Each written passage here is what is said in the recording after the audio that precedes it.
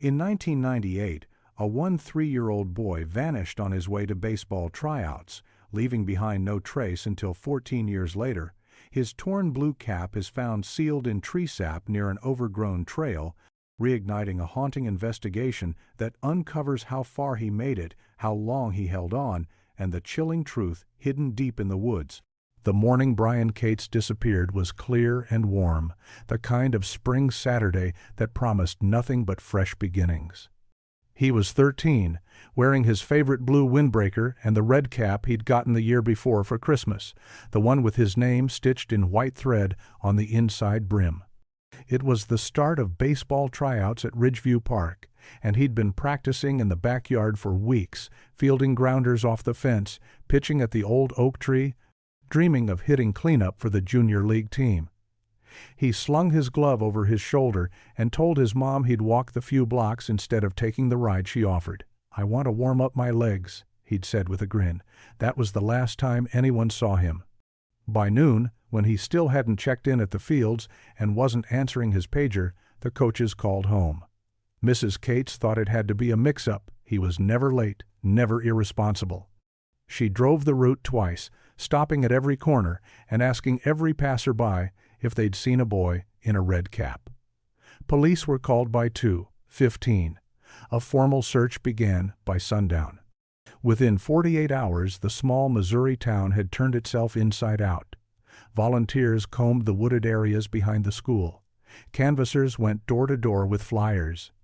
The creek running alongside Jefferson Street was dredged, but there was nothing, no cap, no glove, no torn windbreaker tossed in a ditch. Bryan had vanished somewhere between his front porch and a ball field just 4 blocks away. There were no witnesses, no security cameras in that quiet neighborhood, and no sign of struggle. Some speculated he'd run away, but no one who knew him believed that. He was too grounded, too hopeful about the team, too close with his mom. And then the silence settled. Weeks passed, then months, then years, and with each one the posters faded and the searches slowed. His mother kept the porch light on every night for a decade and still set out a plate on his birthday. But in the eyes of the town, Bryan Cates became a question mark, a cold shadow in the shape of a child carried away by something no one saw coming. In the early spring of 2012, a crew of conservation volunteers hiked out to clear debris from an old trail behind Ridgeview Park. The path, once popular with weekend walkers and school kids cutting across town, had grown thick with overgrowth and fallen limbs. Years of neglect had made it easy to forget, easy to overlook the narrow stretch of woods that curved just beyond the ball fields. It was a place Bryan might have taken, a shortcut his mother once mentioned in passing during the early days of the investigation, though no one had found anything there back then. As the crew worked deeper into the trees, a young volunteer named Miles used a small hatchet to strip away layers of rotting bark from a downed sycamore. He noticed something odd glinting beneath the hardened amber-like sap running down one side. At first it looked like a leaf or a scrap of plastic, but as he chipped gently around the edges, he realized it was fabric stiff and darkened, but unmistakably cloth. The others gathered as he peeled back a thick band of resin, revealing what looked like the remains of a baseball cap, crushed and partially sealed into the tree's twisted surface.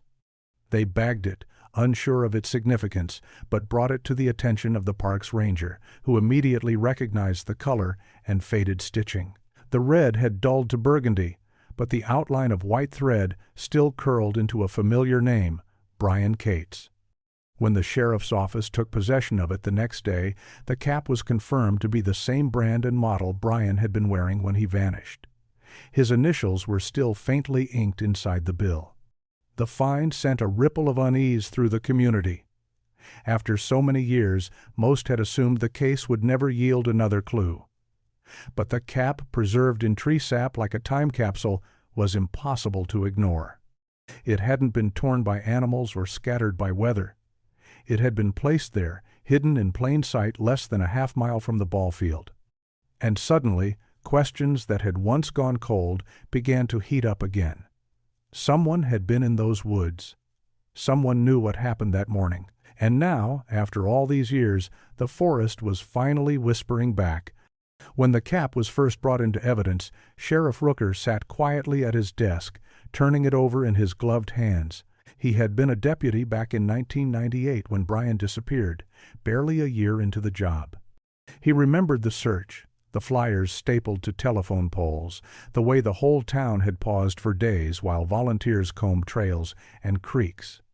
Back then, he had stood shoulder to shoulder with Bryan's father at the trailhead behind Ridgeview Park, both of them scanning the trees for any flicker of movement. Now, 14 years later, the memory returned with sharp edges. He called Bryan's mother before releasing anything to the press. When she answered, her voice cracked before he said a word. She told him she'd had a dream the night before, something strange about Bryan running through the woods in the rain. He didn't know what to say to that, only that something had been found. When she came in, she stared at the cap for a long time before whispering, "He never went anywhere without it." The sheriff reopened the case file and began piecing together Bryan's last known movements. It had been a Saturday morning in March, unseasonably warm, with a thin fog hugging the streets. Bryan had left home around 7:30, backpack slung over one shoulder, wearing that red cap and a windbreaker. He had told his mom he was heading straight to the high school field, maybe stopping for a soda at the gas station if he had time. But he never made it to tryouts. No one had seen him after he left the house. No one except, perhaps, someone who never came forward. A fresh search of the trail system was ordered. This time they brought cadaver dogs and focused specifically on the area surrounding the sycamore where the cap had been found. The forest had changed since 1998 trees felled by storms, brush grown thick and high, but something about that spot felt suspended, like the air held its breath. As the dogs combed the undergrowth and officers marked new grid lines, Sheriff Rooker stood still at the base of the old trail and said quietly to himself, "He didn't just vanish. Someone made him disappear." When the forestry crew returned to the site the next day, their eyes weren't just on the trees anymore. What began as a routine clearing operation had shifted into something heavier, something haunted. The tree that had split open revealed more than the cap. There was also a tattered shoelace caught in the roots, brittle with age and grime. It matched the sneakers Bryan had worn in one of the last photos ever taken of him, standing on the school steps with his glove in hand and that same red cap tilted just off-center. The lead foreman quietly stepped back and radioed the sheriff's office again. By noon, the area was swarming. Crime scene tape looped between trees. Investigators worked with gentle precision, combing every inch of soil near the exposed roots and mapping the surroundings as if the forest itself held answers it had hidden too long. It wasn't long before a rusted zipper pull was found buried under the damp leaf layer. Bryan's mom had mentioned the red windbreaker had a distinctive zipper with a baseball charm dangling from it, a gift from his older brother. It had never turned up in the original searches. Now, years later, part of it was lying just 20 yards from where the cap had been preserved in sap. Sheriff Rooker crouched beside the forensics team, looking at the objects like pieces of a sentence half said. None of it made sense. Why had these items remained hidden in a public forest so thoroughly combed over a decade ago? Could they have been moved later, buried on purpose, or perhaps even staged? The possibility chilled him, but there was no denying something had shifted. This wasn't just a cold trail warming up, it was a doorway opening. He called in a specialist from the state lab to help date the items based on exposure and degradation. In the meantime, officers canvassed old witness statements, comparing timelines and questioning details that once seemed minor. The case was no longer a mystery buried in the past, it had cracked open in the present, and the town was listening. And in the shadows of those quiet woods, something Bryan might have seen or known was beginning to whisper back. Word of the discovery spread quickly through Elmdale. By the afternoon, the old neighborhood was buzzing, neighbors stepping out onto porches, whispering over fences, asking the same question, could it really be Bryan's cap? For so many, his disappearance had frozen time, casting a shadow that never fully lifted. People still remembered the flyers stapled to telephone poles, the nightly patrols with flashlights in hand, and the baseball field that slowly fell into disuse, its bleachers now covered in moss and silence. Bryan's mother, Darlene, hadn't spoken to the press since the 5th-year anniversary vigil, but when she was called to identify the cap, she didn't hesitate. She walked into the sheriff's office carrying a shoebox that had been kept in her closet, untouched for over a decade. Inside were Bryan's keepsake school ribbons, a pencil drawing he'd made of a baseball stadium, and, most importantly, the matching wristband he wore during games. She sat across from Sheriff Rooker, her hands trembling, but her voice steady as she examined the cap laid out in evidence wrap. The tear along the brim, the fading initials inked into the inner lining, the way the fabric curled slightly from sweat and wear, it was his. There wasn't a doubt in her mind. Rooker nodded solemnly, then asked gently if she remembered anything strange about that morning. She paused, then quietly mentioned something she hadn't brought up before. A white pickup truck had been parked on the far side of the park when Bryan left. She thought it might have belonged to the groundskeeper, so she never made much of it. But now, with everything surfacing again, the memory had taken on a different weight. Investigators pulled old parking reports, hoping to find vehicle registrations from that morning. Meanwhile, the forensic lab confirmed that the fabric in the cap contained traces of aged tree resin evidence. It had been sealed in the tree for years, likely very close to when Bryan vanished. If someone had tried to hide it, they hadn't expected nature to betray them. The forest had kept its secret long enough. Now, with each day, it seemed more determined to give it back. The narrow trail behind the elementary school had once been Bryan's shortcut to the ball fields, a packed dirt path that snaked between tall oaks and brushy undergrowth.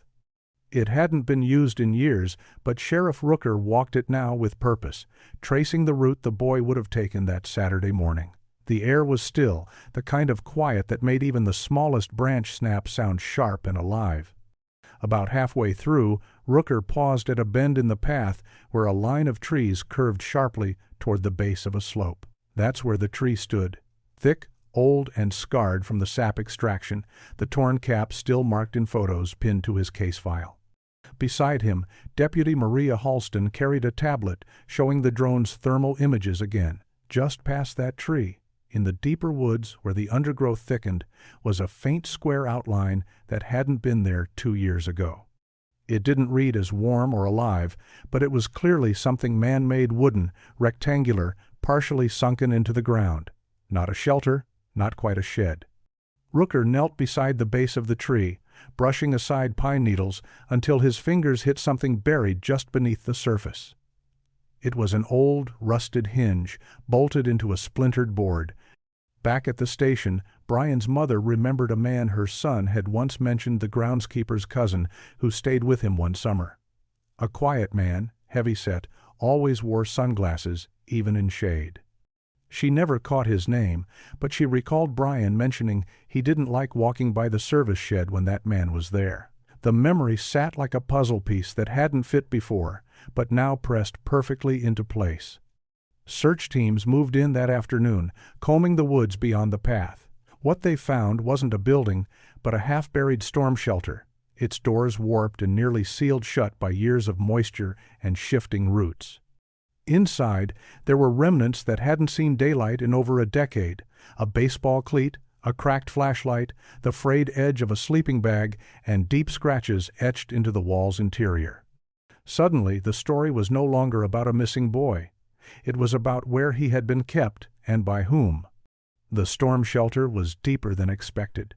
Once the rusted doors had been forced open, a thick wave of damp, moldy air poured out, carrying with it the unmistakable stench of long-neglected wood and decay. Sheriff Rooker was the first to descend, his flashlight cutting through the dark like a blade. The steps groaned beneath his weight, and for a moment it felt like the whole thing might collapse, but it held. And what it revealed sent a ripple through the entire investigative team. The space was small, maybe 10 feet across.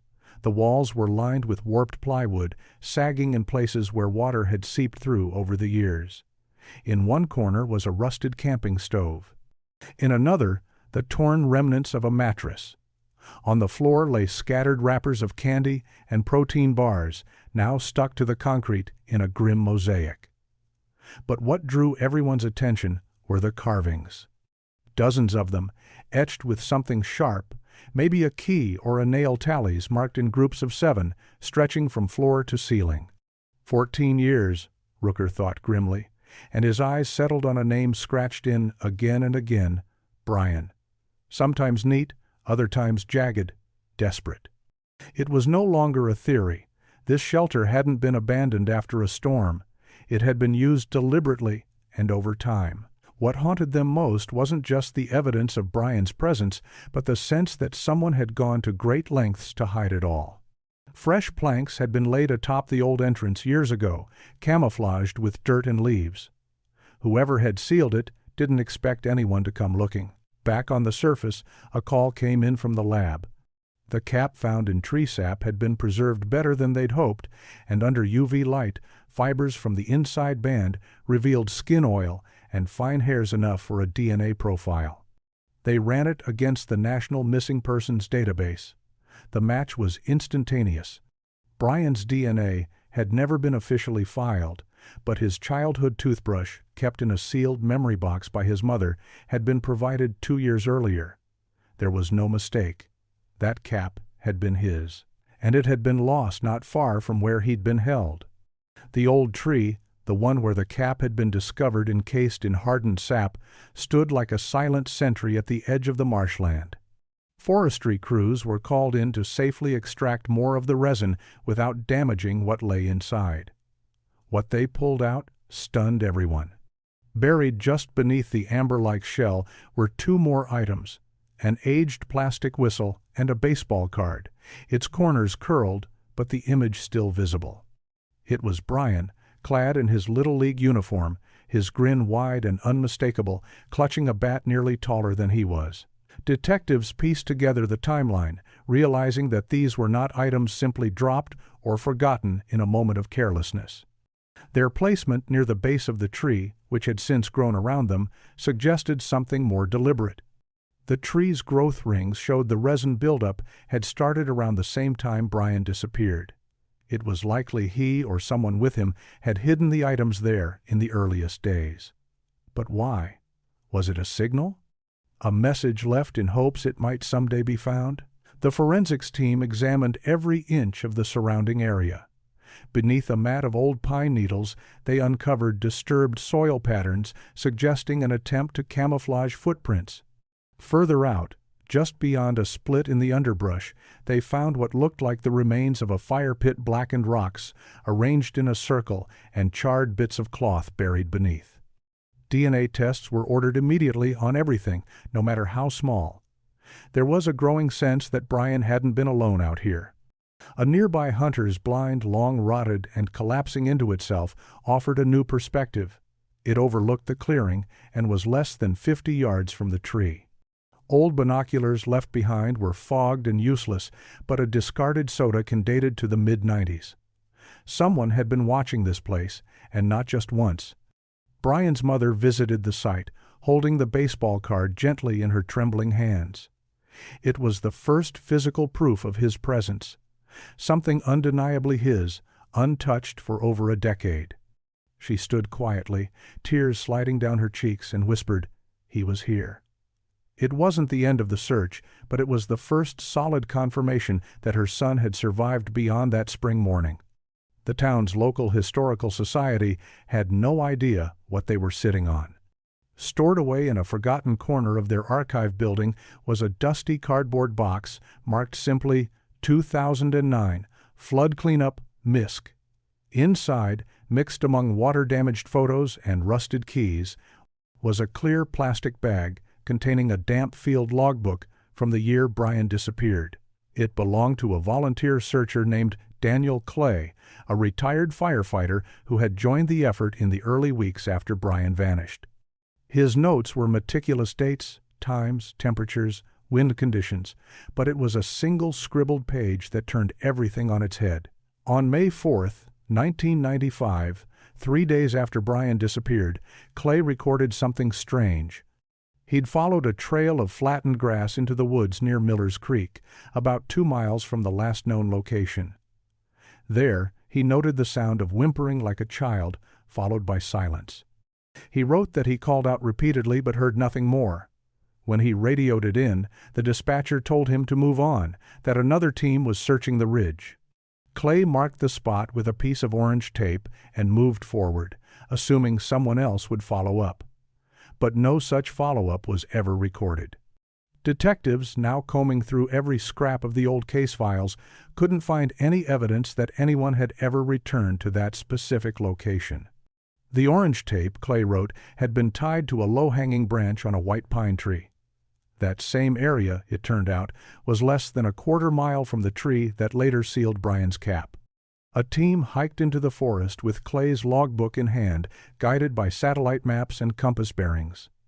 The terrain was more overgrown than it had been years ago, but they eventually found a large white pine tree still bearing the faded remnant of weathered orange tape, nearly crumbling at the touch.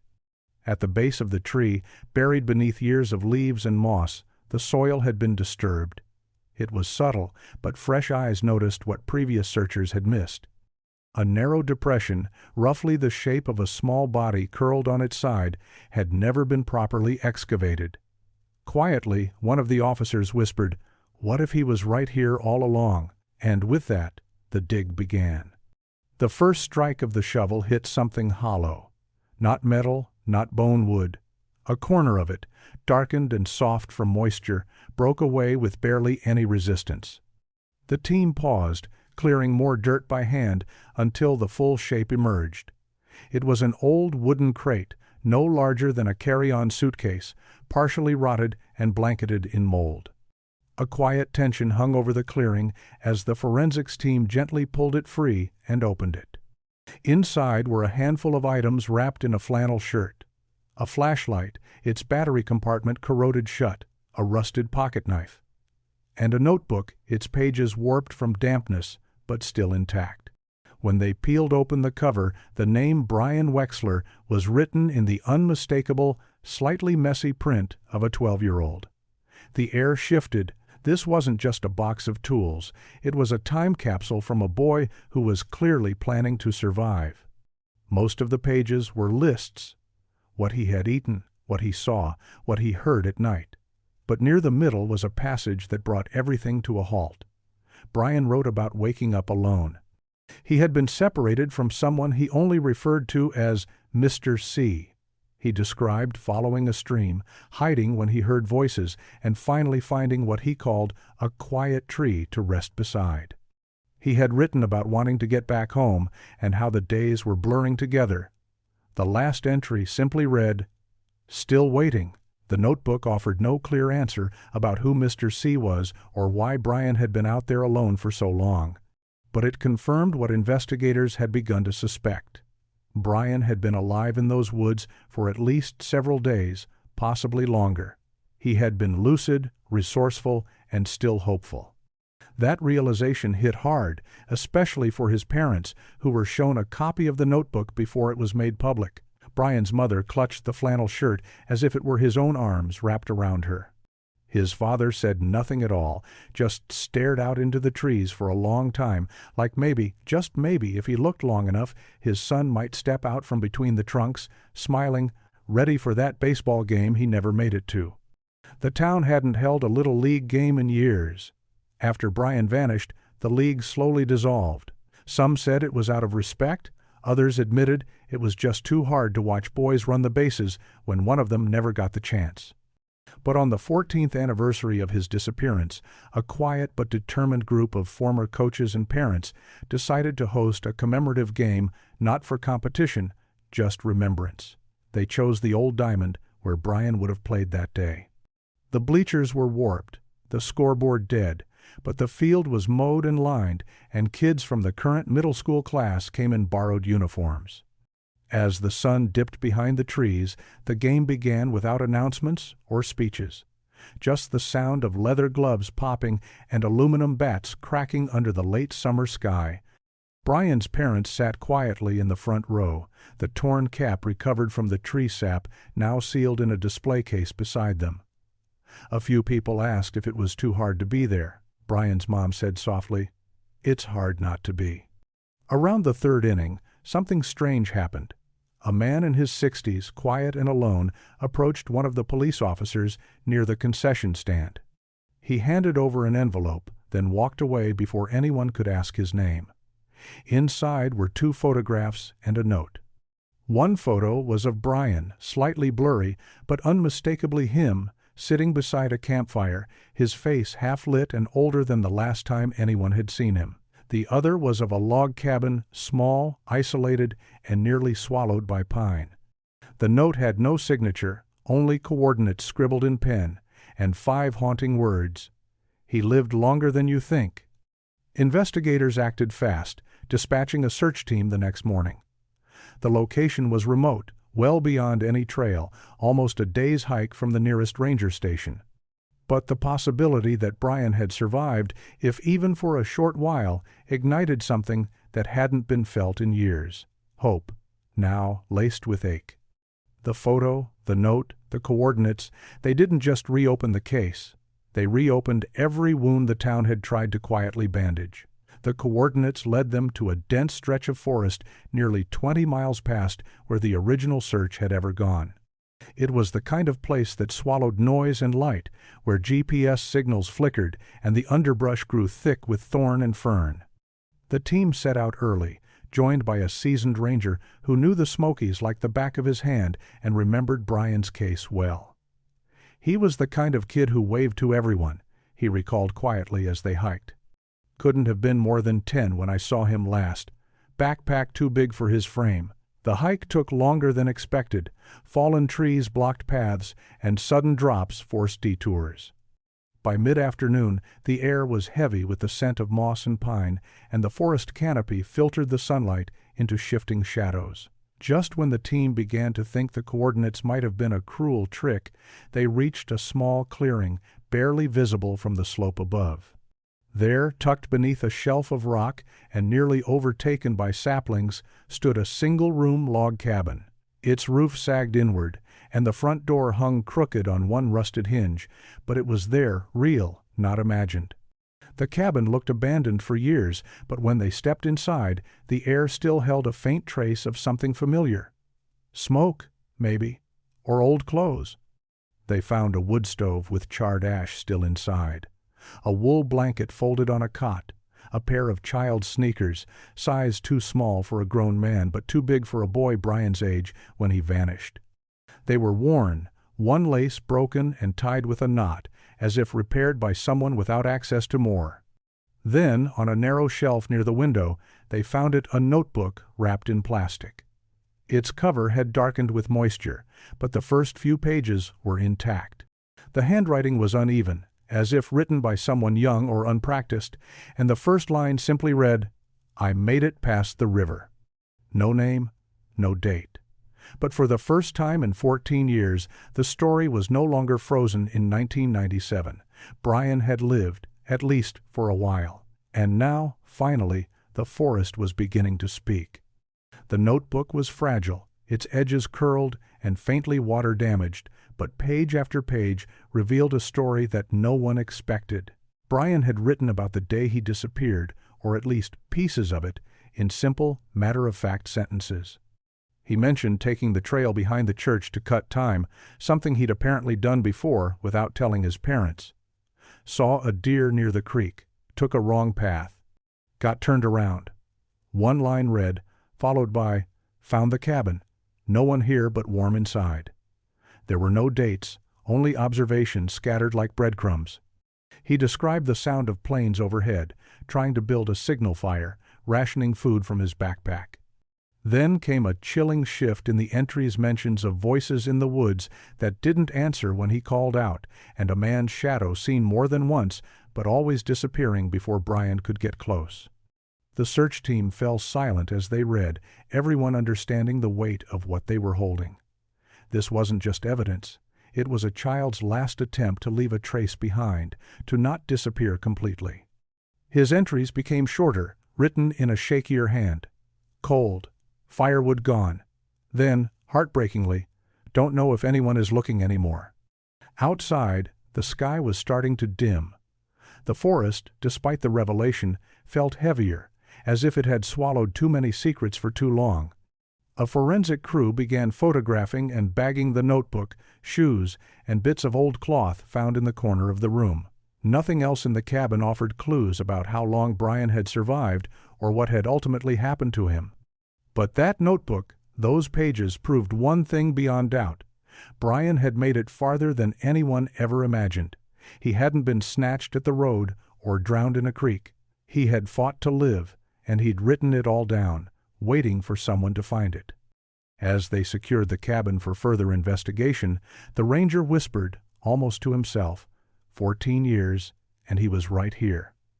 The weight of those words hung in the pine-scented air, echoing through the hollows of the Smokies like a vow to never stop listening when the lost try to speak. By the time the forensic team completed their sweep of the cabin, word had already spread to the surrounding counties. News vans parked at the edge of the trailhead. Reporters angled for interviews with anyone in uniform.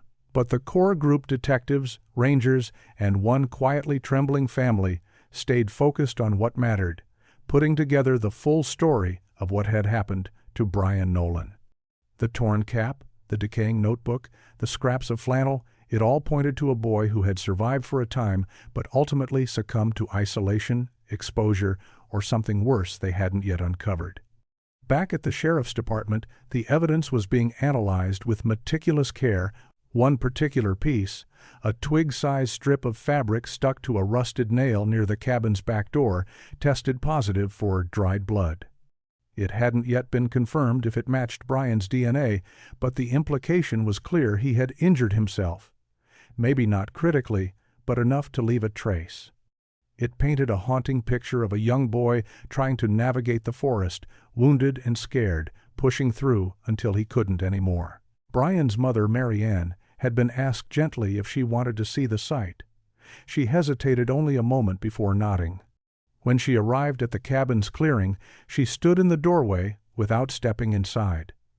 Her eyes scanned the tree trunks, the slanted roofline, and the windows thick with grime. She wasn't looking for answers, not anymore. She was letting the silence speak for her son. After a few minutes, she whispered, "I used to tell him to always come straight home.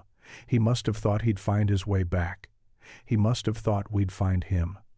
In a nearby lab, technicians worked to date the layers of tree sap that had preserved the torn baseball cap. Tree growth patterns and pollen samples were being studied to determine precisely when the cap had embedded itself in the bark. It was slow science, but meaningful. Every small discovery added another layer of truth to a mystery that had been painfully stretched across 14 long years. And though they didn't yet have every answer, what they had was something that had eluded them for so long, a trail that had finally turned warm again.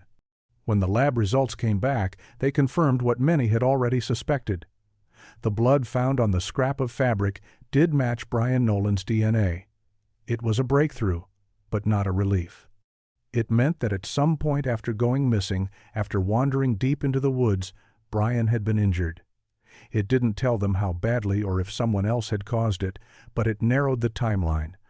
The experts believed the cap had likely become lodged in the sap between late summer and early fall of 1995, only weeks after Bryan's disappearance.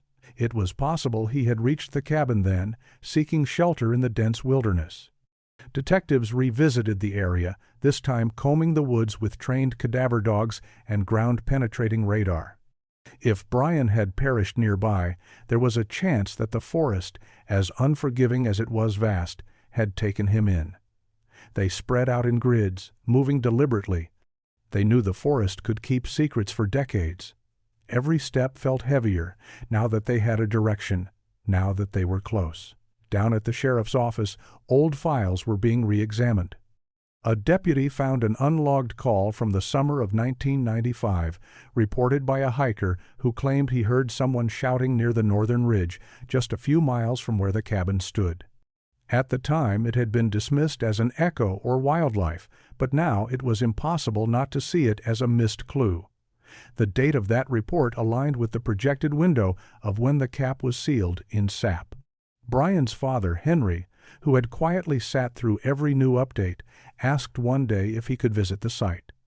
The rangers agreed, guiding him out under a low gray sky.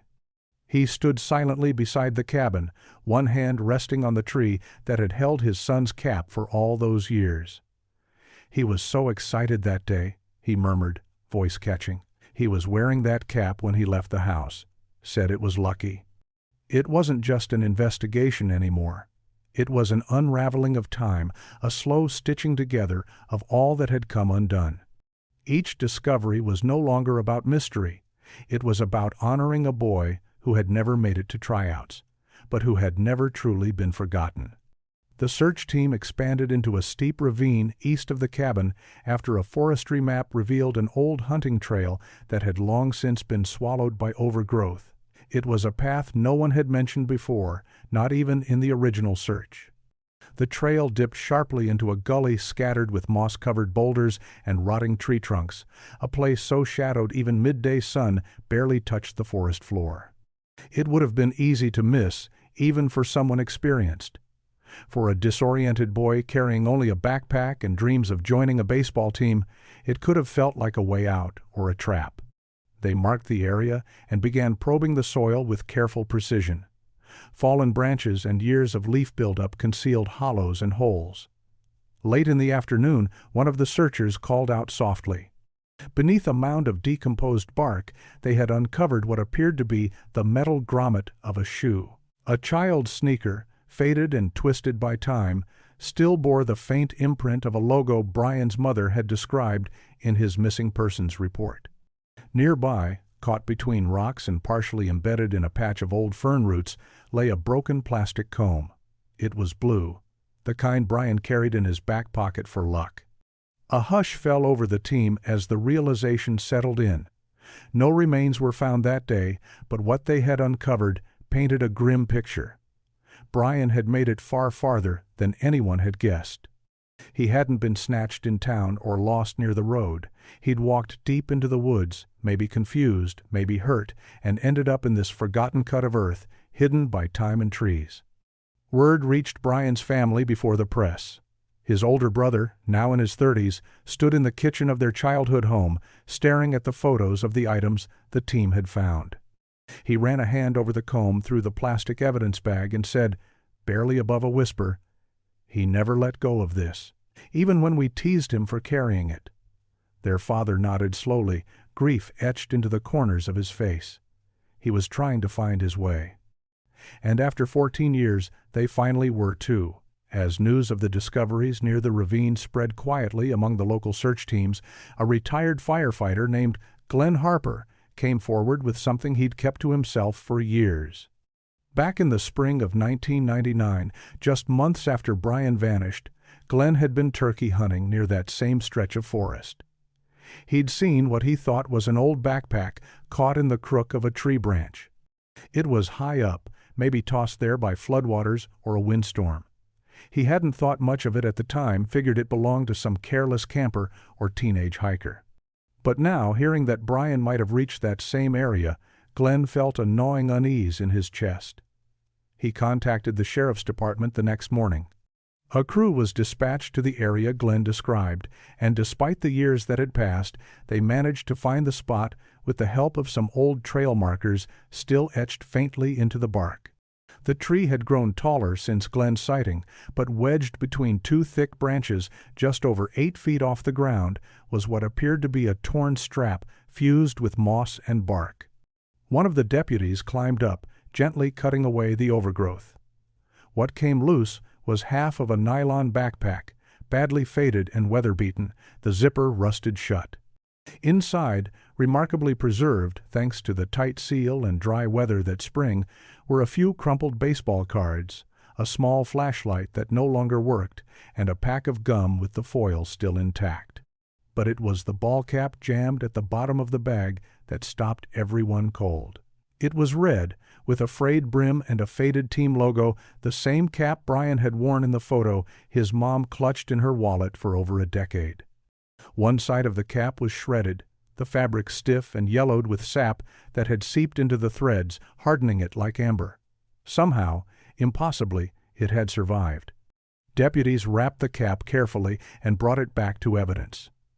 When Bryan's father was shown the photo, he pressed his fingers to his lips and closed his eyes. "He wore that every day," he murmured, voice cracking. "That's my boy's." The forest, after all these years, had given back something it had kept hidden for far too long. The torn cap had cracked open the wall of silence that had surrounded Bryan's disappearance for so long. It was no longer just a story whispered on porches or passed around town like folklore. Now there was something tangible, something undeniable, and with it came a flood of renewed attention. Local reporters returned, their vans parked along the two-lane road leading into the woods. Forensics experts arrived with ground-penetrating radar, cadaver dogs, and aerial imaging drones. Suddenly, what had once been dismissed as a cold case was burning with new urgency. Bryan's mother, Teresa, visited the sheriff's department that week to see the items herself. When the evidence bag was placed in front of her, she didn't speak, at first. She simply stared at the cap, her hand trembling ever so slightly as her fingers hovered over the plastic. She nodded slowly, as if confirming something to herself she'd always known but never dared speak aloud. "He made it farther than we thought," she whispered, her voice thick with emotion. "He was trying to get there. He really was." Investigators fanned out from the location where the backpack was found, creating a wider search radius. The terrain was uneven and overgrown, years of storms and plant life reshaping the landscape since Bryan had last walked it. Even the trail markers that once helped hikers navigate the slope had mostly rotted or disappeared. Still, there were clues in the underbrush. A weathered sneaker sole found buried in silt, a torn sleeve caught on a low thorn branch, fragments of something that once might have been a mesh equipment bag tangled in the roots of a fallen tree. But the biggest discovery came when a drone operator, reviewing thermal footage from an early morning flight, noticed something unusual. Nestled in a dense thicket near a dried-up creek bed was a shape with straight edges and metallic reflection, something not natural. A team on foot was sent in, hacking through the brush and vines until they reached it. Half buried beneath years of debris and layers of leaves was the twisted frame of a child's bicycle, rusted through and nearly swallowed by the earth. Painted in chipping red and white, the handlebars were still intact, and a single sticker on the frame part of the team logo from Bryan's Little League club was just barely visible beneath the grime. The bicycle changed everything. It was the kind of breakthrough investigators had privately stopped believing in years ago. Yet here it was, corroded but unmistakably Bryan's, confirmed by Teresa through tears when she saw the sticker she herself had placed on the frame the summer before he vanished. The old bike had somehow made it nearly half a mile from the last place anyone reported seeing him, and the position it was found in, wedged under a fallen tree, partially concealed by brambles, raised new, unsettling questions. Sheriff Wallace returned to the site with a search team, careful to preserve the surrounding area. Something about the way the bicycle had been hidden didn't feel like an accident. The bike hadn't crashed there. It had been stashed. Someone had gone to the trouble of dragging it off the trail, tucking it out of sight, and walking away. That detail, more than anything, chilled him. It suggested intent. It suggested someone else had been there with Bryan, or worse, waiting for him. The terrain around the creek bed was muddy, the kind of place where water pooled even in dry seasons. A cadaver dog picked up a scent about 30 yards from the bicycle and led handlers to a soft depression near the base of a pine tree. When the soil was disturbed, they uncovered scraps of clothing too degraded for color or fabric type to be certain, but buttons and stitching still clung to the pieces. A shoe sole was pulled from the muck next, no larger than a boy's size 5. Word reached Teresa before the coroner's office could process anything. She sat on the edge of her porch swing that night, not crying but staring into the tree line. She said later it felt like her son had been standing just past the fence, like she'd been looking at the spot where he should have come home from all along. The quiet didn't feel heavy that night. It felt expectant, like the woods had been holding their breath for 14 years and were finally ready to exhale. Everyone knew something bigger was coming. The pieces were aligning, and somewhere, Buried in this forest was the truth they'd been chasing since the morning Bryan never made it to tryouts. When the cap emerged from the amber-like resin, it was as if the forest had finally spoken. It wasn't discovered by police or hikers, but by a local woodworker named Mason Delray, who'd been gathering tree bark and knotty sap chunks near the ridge for his carvings. At first, he thought it was just another odd formation, a bulge of hardened sap swelling from the trunk of a gnarled maple. But something about the texture caught his eye, a torn fabric edge protruding slightly from the glossy surface. He scraped gently, then stopped. The red was too deep, too familiar, and when he pried the hardened resin apart, the torn remnants of a baseball cap emerged. Faded white stitching still read "Panthers," though the letters were warped and cracked. The cap was small, and embedded in its inner lining was a name tag stitched in by Teresa herself, Bryan. Mason brought the find straight to the sheriff's department, his hands shaking as he placed the piece on the counter. Sheriff Wallace had seen his fair share of strange developments, but this made his chest tighten. He remembered the cap vividly from the early days of the case. It had been a gift from Bryan's grandfather, something he wore constantly. Finding it now, perfectly preserved in the sap, meant only one thing: Bryan had been there. Not far, not in another state. Right here, sealed away by nature itself for 14 years. A forensic team returned to the maple grove, scanning for anything the sap might have preserved beneath or around the area.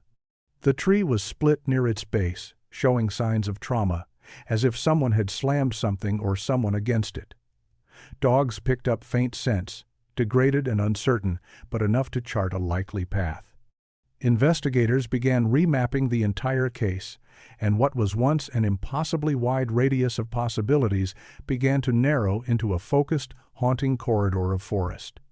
When Teresa was shown the cap, she ran her fingers over the resin with a fragile kind of awe. "He wore it every day," she whispered, almost to herself. "Even when I told him not to." That small, torn, pine-sap-sealed piece of her son's life suddenly made everything feel close again. Hope, fear, and maybe, finally, answers. The discovery of the cap jolted the investigation out of its long, bitter slumber. For the first time in over a decade, Sheriff Wallace had something tangible, something irrefutable to build on. The forestry department was brought in to help analyze tree growth patterns and determine how long the sap had been sealing the cap. They confirmed it had likely begun accumulating no more than a year after Bryan vanished, placing him in that section of the woods during the critical early window. The maple tree stood at the edge of an overgrown deer path, one that had been active in the early 2000s but had since become choked by thickets and saplings. No one had thought to search that far east of the intended route to the baseball field. Wallace ordered a grid search of the surrounding quarter-mile, deploying cadaver dogs, sonar probes, and thermal imaging drones. The area had changed over the years, trees fallen, streams rerouted, but the path Bryan may have walked was still traceable in fragments. Then came a new surprise. Buried beneath a dense patch of brush just 50 yards from the sap-covered tree, searchers uncovered an old-school Walkman cassette player. Its casing was cracked and faded, but inside was a tape with the handwritten label, "Bryan's Tryout Mix." Bryan's father had made it for him the week before he vanished. "His nerves were bad," Teresa once said. So Dan made him a playlist. Motown, some Springsteen, a couple of goofy tracks they both liked. Finding the Walkman changed everything. Not only did it prove Bryan had made it that far, but it also shattered the long-standing theory that he had been abducted near the gas station on Main Street. This was something else, something that happened deep in the woods, far from any road or house. With the new evidence, Sheriff Wallace made the call to reopen the case publicly. Press releases were sent. Old interview footage was reviewed. And quietly, the sheriff's department began pulling old suspect files, names that had faded into memory. People who'd left town shortly after Bryan's disappearance. At the center of it all was Teresa, holding on to each development like a breath she'd waited 14 years to take. Each object recovered wasn't just evidence, it was a breadcrumb from her son, and the trail was finally leading somewhere real. Teresa sat at her kitchen table, eyes fixed on the Walkman sealed in an evidence bag, its cracked plastic glinting under the soft kitchen light. It had been years since she allowed herself to imagine holding something of Bryan's again. She remembered him dancing awkwardly in the living room with it clipped to his belt, pretending he wasn't nervous about tryouts. Sheriff Wallace had dropped it off personally, aware that no words could match the gravity of the moment. Teresa didn't cry, not immediately. Instead, she ran her fingers across the smeared label, mouthing the songs she remembered helping pick out. Meanwhile, back at the woods, the investigative team expanded the grid search. The presence of two objects, first the cap, now the Walkman, suggested Bryan had dropped them in a panic or while injured. Environmental analysts brought in old topographical maps showing that in 2009 a dry creek bed had cut straight through the site. Now overgrown and hidden under moss, it had become the focus of new digs. On the third day, searchers unearthed something chilling: a broken shoelace, knotted at one end and lodged under a fallen log. DNA testing later confirmed it belonged to Bryan's left sneaker, the same pair he wore the morning he disappeared. That same day, Wallace reviewed call logs from March 20, 2009, the date of Bryan's disappearance. One number stood out, belonging to a man named Clay Morgan, a former groundskeeper with a record for trespassing. Clay had worked near the southern fields of the high school and quit just weeks after Bryan vanished. At the time, he'd been questioned but dismissed due to lack of evidence. Now, with Bryan's path through the woods leading directly behind the high school's baseball fields, Wallace had reason to take another look. Clay had moved 2 counties over, but was still on record, living alone on a small property near the river. Wallace didn't rush. He knew reopening contact with a potential suspect after so long required more than a hunch. But inside, a gnawing certainty was forming. Too many things pointed back to this man. As the investigation tightened around Clay Morgan, Teresa felt it too. For the first time in 14 years, the darkness was giving way to direction, and the next steps might bring her closer to the truth than she'd ever dared hope. The drive out to Clay Morgan's property took nearly an hour, winding through overgrown back roads and faded signage. Sheriff Wallace didn't say much on the ride over, not to the deputy beside him and not into the radio. He was too focused on the report sitting in his lap: background checks, phone records, an old photo of Clay from 2009 where he wore a smirk that now looked deeply out of place. The man had been on the periphery of their attention back then, but only now were the lines connecting him to Bryan's disappearance coming into focus. When they arrived, the place looked almost abandoned. A rusted trailer tilted slightly on cinder blocks, surrounded by empty feed sacks and crushed beer cans. A dog barked somewhere in the distance but never came into view. Wallace and his deputy knocked, then called out. No answer. After a few minutes, they circled around back, finding a cracked cellar door half buried in pine needles. It wasn't locked. The smell hit them first: mildew, damp wood, something older. Inside, the space was cramped and scattered with old tools, hunting gear, and a filing cabinet with 3 drawers, all locked. The walls were lined with wooden planks, one of which looked newer than the others. The deputy tapped it lightly. Hollow. They didn't pry anything open that day. Instead, they filed for a search warrant and posted officers on the property overnight. But Wallace already felt what they'd find. This wasn't a random backwoods shack. Something had happened here, something Clay had hidden for over a decade. Back at home, Teresa stood at Bryan's bedroom door, her hand resting on the knob. She hadn't opened it in years. Dust blanketed the shelf above his bed, where a single baseball glove still sat like it had been waiting. She took a breath and stepped inside, the room eerily frozen in time. Outside the window, the wind pressed gently against the glass, the first hint of a storm rolling in. But inside, something had shifted. The silence no longer felt like mourning, it felt like anticipation. As the team prepared to return to Clay's trailer with a warrant in hand, the weight of what they might uncover bore down on all of them. 14 years of silence was about to break. The morning the warrant was executed, the air hung heavy with a quiet tension. Sheriff Wallace, flanked by 2 deputies and a forensic team, arrived at Clay Morgan's trailer just after sunrise. Clay wasn't there, and no one answered the door. They didn't wait. The search began with quiet, methodical movements, every creak of floorboards and snap of branches outside sounding louder than it should have. Inside the cellar, they moved quickly. The filing cabinet's lock was popped, revealing stacks of yellowed papers, an old camcorder, and several unlabeled VHS tapes wrapped in plastic. But all eyes turned toward the wall with the newer plank. One of the deputies gently wedged a crowbar behind the wood, and with a crack it splintered away. What they found behind it stopped them cold. A small crawl space had been hollowed out behind the wall. Inside was a duffel bag, sealed shut and covered in a thin film of mold. Wallace stepped forward, unzipping it slowly. Inside were items that no one had seen in over a decade. A baseball glove with the name Corey written in marker, a torn and faded team jersey from the 1995 Spring League, and a red tin lunchbox with stickers that had long since peeled away. Beneath those was something even more chilling. A bundle of Polaroids, the top one showing a smiling Corey at what looked like a picnic table. Behind him, partially out of frame, stood a man in a camouflage jacket. Clay Morgan.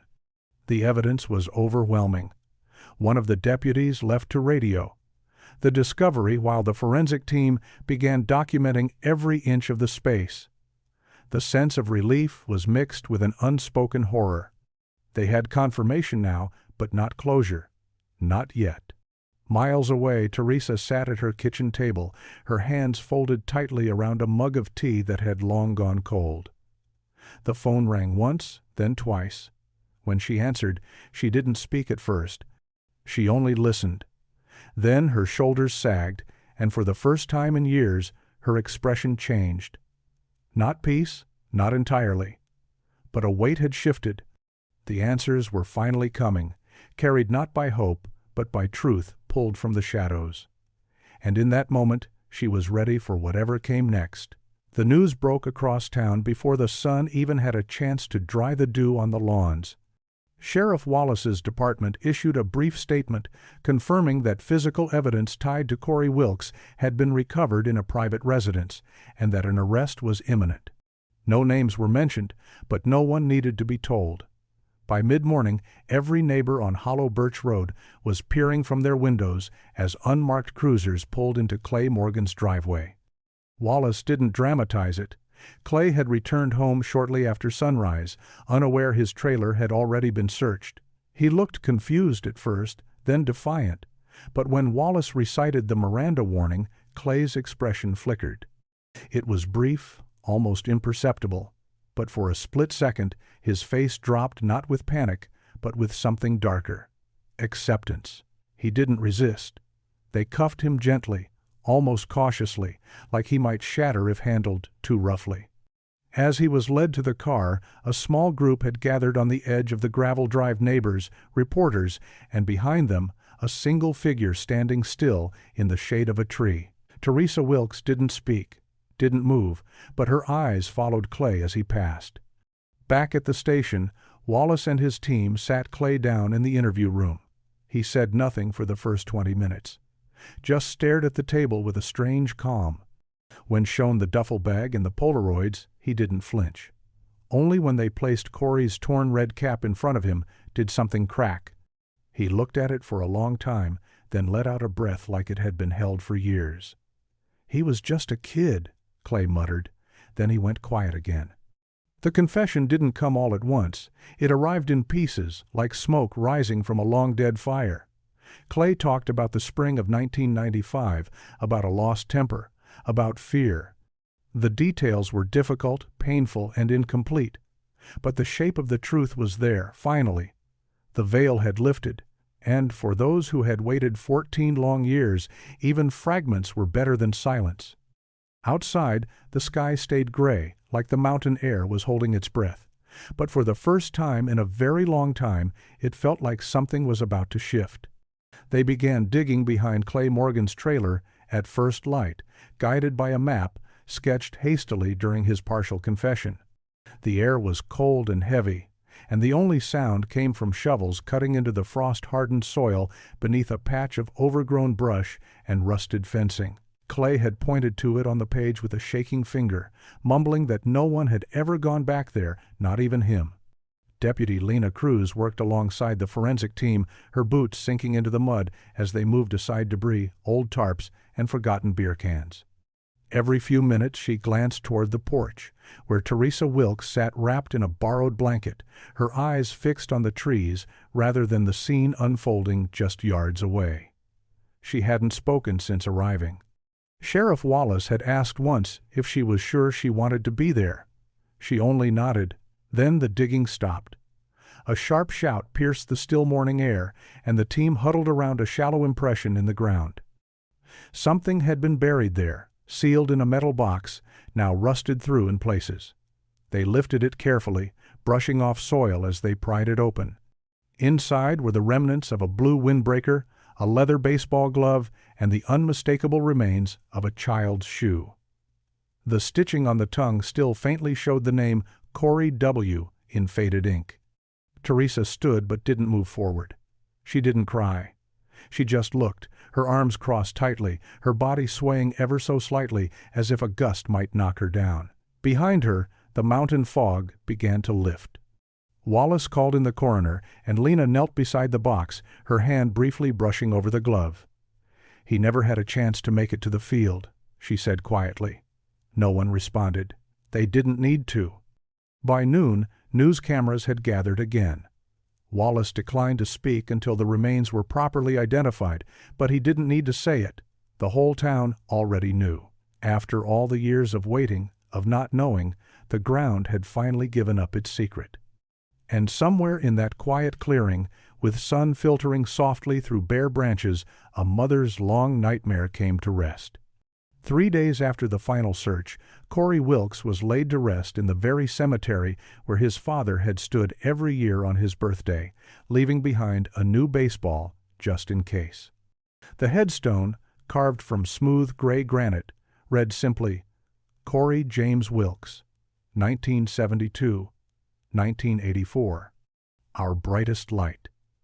Beneath it, a carving of a baseball cap tilted just so, an echo of the one that had held the first clue to the truth.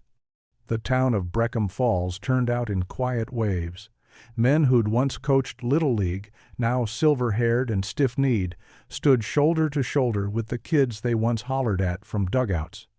Mothers who remembered the panic of that summer watched their own grown children carry flowers. And Teresa, holding the folded remains of her son's recovered windbreaker, stood tall beside Sheriff Wallace, her hand trembling only when she reached out to touch the casket. There was no speech, no grand moment of closure, just the hush of wind through the maples and the low murmur of prayers. But in that silence, something shifted. The weight of not knowing had lifted, and though grief still pressed against everyone's ribs, it no longer choked. Later, back at the Wilkes house, boxes of old photos and birthday cards were brought down from the attic. Corey's room had remained untouched all those years, its posters faded and the glove on the dresser gathering dust. Teresa let her neighbors walk through it, not as a shrine but as a chapter that had finally turned its page. They remembered him not just as the boy who vanished, but as the kid who always ran the bases with his cap flying off, laughing so hard he forgot to touch home plate. Out by the backyard fence, Teresa watched as the sky began to burn gold with sunset. Sheriff Wallace joined her, saying softly that the forensic report confirmed it. Corey's remains had been undisturbed since the day he disappeared. There had been no long suffering, no wandering, just a boy, caught in the path of a man who never should have been near children. Teresa nodded, not needing more. Her son's story was whole again. And though time would never return what was lost, the truth had rooted itself in the ground like the tree that kept his secret, steady and unshakable.